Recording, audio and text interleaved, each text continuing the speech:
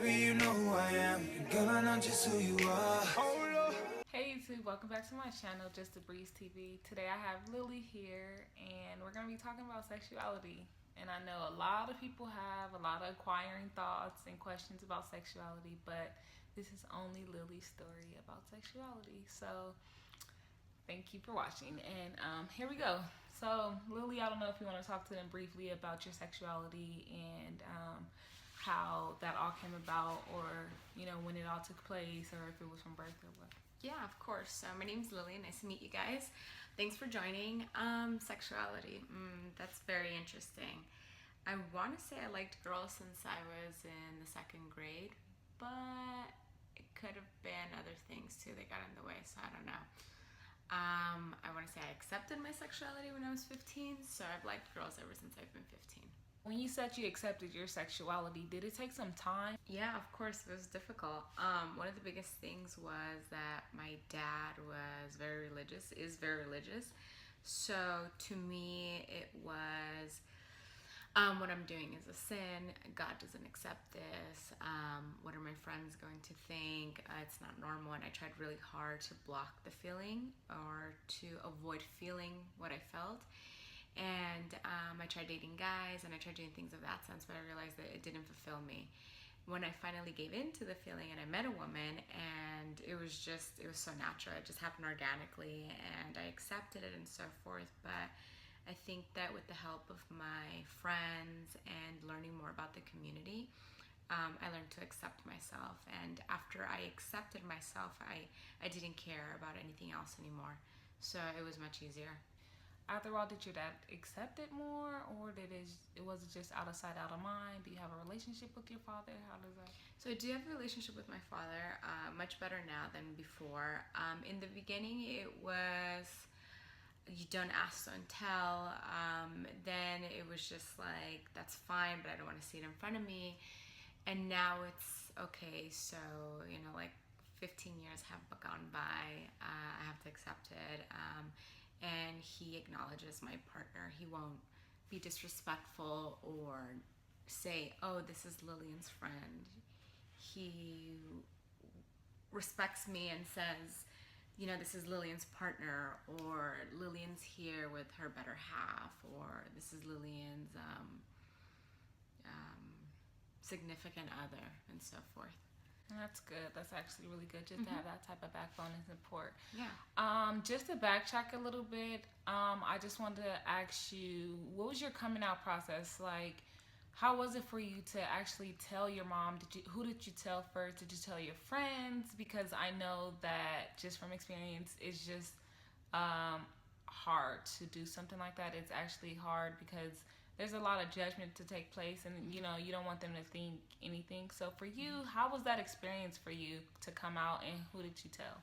Well, I was 15, high school, and I didn't tell anybody. My mom found out, and she wasn't too happy about it, and she told me that I couldn't keep seeing the person that I was seeing. Like I said, I was 15 at the time. The girl that I was dating at the time was probably like 23. So my mom took it as if it was something perverse or something morbid on the other person's end. Okay. So she didn't allow me to see the person. After 3 months, she realized that it wasn't a phase anymore, or a fade that I was going through. And she just talked to me about STD. She took me to, I think it was like Ultimate or Planned Parenthood at the time. Okay. And I had like a one-on-one with a counselor that talked to me about HIV. Spoke about like venereal diseases. Also spoke to me about different ways of protecting yourself. Just because you're not having heterosexual sex doesn't mean that you can't catch something. Right. So I learned about like the female condoms and about getting checked every so often, and more than anything, just being careful. And I guess that's overall what my mom wanted. Good. So your mom found out how? She found out because I kept on hanging out with one particular person who was my girlfriend at the time, and she just didn't understand why it was that I always wanted to be with this person. And finally she asked me, and I told her yes, and she didn't accept it. The funny part of it is that my mom's gay too. So she thought that it was me mimicking her or her raising me wrong, or the fact that there was no father figure in my life, that maybe that's why I inclined towards that. So she took a lot of blame for it and didn't want to accept it. Wow, and that can be pretty tough, huh? Yeah, I can imagine. What about your friends? Did you have close friends? I know we're in high school, and like just going through that is like kind of okay because you see a lot of people in high school with it, but then how are your close friends gonna judge you? How did that work for you? So I didn't tell my close friends. What I ended up doing was I started going to a support group called Impact. And in my support group, there were other gay, bisexual, lesbian, and things of that sense. So we ended up becoming really good friends. I want to say like my senior year, it was cool to be bisexual and it was cool to be bi-curious, more so for the girls versus the boys. So it became more accepting, and it was almost something that was like, oh my God, that's cool. Like, she likes girls, you know? And it almost gave me more of a sense of popularity. I don't know. It's ridiculous, but it's true. I don't know if you want to share, but just what year was it when you were in high school, just to have the viewers understand? I graduated in 2006. So moving forward with that and knowing, you know, how you told your parents and things like that. So now, how is your mom accepting it now? I know you said that she accepted more. Does she still have the negative feeling or the guilt that it was her, or? I think she overcame that. She definitely overcame that. She's more accepting towards my sexuality. She takes part in my life. She has created bonds with my ex-partners. So I think that we're in a better place now. Same thing with my dad. So it's easier. Okay. Do you want to explain to the viewers like what you consider yourself and the type of domains there is, such as like femmes and all the names that they have for it? So I consider myself lesbian, but there's so many different things. There are pansexual, there are fluid, there are heterosexual, there are asexual, there's lesbians, there's top, there's bottom, there's dyke, there's butch, there's lipstick lesbian, there's hybrid lesbian. What else? There's a pillow princess, there's a starfish, it's ridiculous. There's stuff that I don't even know about that. It's so much. It's so much. So with all of that, so you consider yourself just lesbian and you solely just talk to women? Yes, only women. But I'm not a man hater. I'm not a man hater whatsoever. Okay, and then for your partners, who do you typically go for out of all those names? I know. I like to go for the more feminine girls. Okay. I find them more attractive. However, I don't like a girl that's like too girly. I know that's weird. I kind of want someone that can change oil, change a tire, but also likes to get her nails done or tan, and like she can wear shorts, but she can also be cool and work out and get sweaty. I don't know if that makes any sense. Okay. And then what about you? How do you dress? I consider myself hybrid. I think I can be very femme, but I'm also very tomboy at the same time. I like lipstick, I wear makeup, I can wear dress skirts, but I can also wear sneakers, a tee, and just ripped jeans, and I'm like comfortable with that. Okay. Do you want to talk a little bit more about, I know a lot of people inquire about the sex between lesbians. Yeah. So just a heads up, not everybody uses toys. Some people do, some people don't. And lesbians don't only scissor. There's like this huge conspiracy of scissoring. Like, oh, we just scissor. And just for those that don't know, scissoring is like this, like that.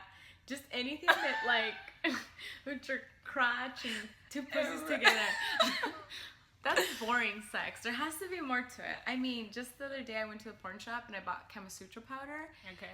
And you use that to, well, I don't want to be vulgar on your show. No, be vulgar. We want it deep. We want the juice. We want the tea. You put this on your vagina over it, and it just gives it a better taste. So that's one thing.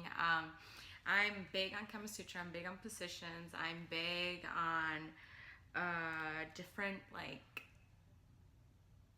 whether it be environments, areas, like on the kitchen, in the bedroom, in the car, outside, public rush. I mean, anywhere and everywhere, just an adrenaline rush. I think it's badass. There is, though, usually there's someone in bed that's usually more, what would it be? What is it? Dominant. Yes, there's one that's more dominant, and there's the other one that's more submissive. But that's another conspiracy too. But that's also too. That also can take place with men and women. True. Because women, it doesn't really matter. But yeah, it's a stereotype. It doesn't have to be like that. But I think that I'm versatile. I like to give and I like to receive, but there's some women that don't like to receive at all. They just like to give. I mean, I know a few people that are called, what is it, a golden star, where they've never had their pussy poked before. So they just... Yeah, they just give.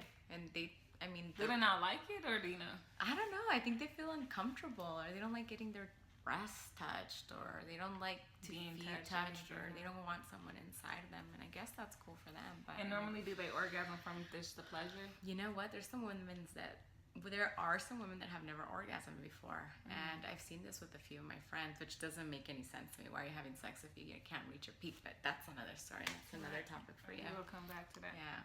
So, going back to the sex, so what's your favorite position? What do you like? Oh my God, I like reverse cowgirl. That's my favorite. So can you explain that to them? Do you want to show them? No.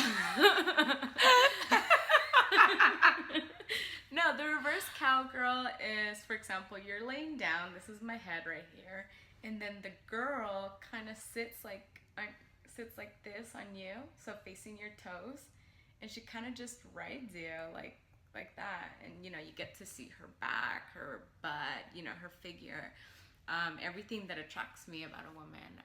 That's one of my favorite. Another one is this is like only adults are gonna see this, or a lot of people are gonna see it. Okay, well, give it all.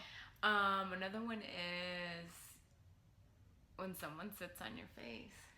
Like yeah, you like that? Yeah, it's just all there. I don't know, that's one of my favorites. There's like taboo too, like backstage, if you guys know what I mean. Explain. The booty. Your third hole. The other hole. Your groceries. That's always fun too. What do you think? It's whatever they like. It's I'm a people pleaser, so. Yeah, me too. So, moving on. What kind of advice would you give to someone? I think that the most important thing is to accept yourself before anything else, and to find a good support group. I know that it's so different now than what it was before, because there's so many different things that are going on as far as like bullying and criticism and discrimination. And there's discrimination within our own gay community, within our own queer community. For example, if you see two women that dress like men and they're together, there's discrimination on that. If you see two women that are extremely feminine, you see discrimination on that. Transsexuals, people that are transitioning, like there's just so much discrimination within that. So definitely a strong support group. Even therapy, I think, is good. Just letting out all your feelings, like what's going on, the thought process. It's something big, It's not like you just wake up one day and you feel like, oh my God, I'm this way. I like the opposite sex. I like the same. Be aware of STDs. I think that there's also misconception, like I said, like just because you're a lesbian doesn't mean that you can catch something. Of course you can. Learn about being with different sex partners. There's so much out there, for example, one of the biggest things that I've seen are individuals that go to West Hollywood, and they do like a one-night stand, or you don't know how many people that person has slept with. So just overall taking care of yourself, your health, and being knowledgeable, and having like, I don't know, just being prepared, and not giving in. I know it's not easy, but you are who you are. Embrace it. Don't allow others to bring you down or put you down. And if you feel uncomfortable in the body you were born in, and you feel that that's not it, then it's not it. So that's, I guess, my recommendation would be. Okay, we're gonna wrap it up, and just my little quote to you guys. For the young people out there, even men, women, all age, accept yourself. Love yourself, accept yourself, and embrace yourself. And You are you, no matter what. So, thank you.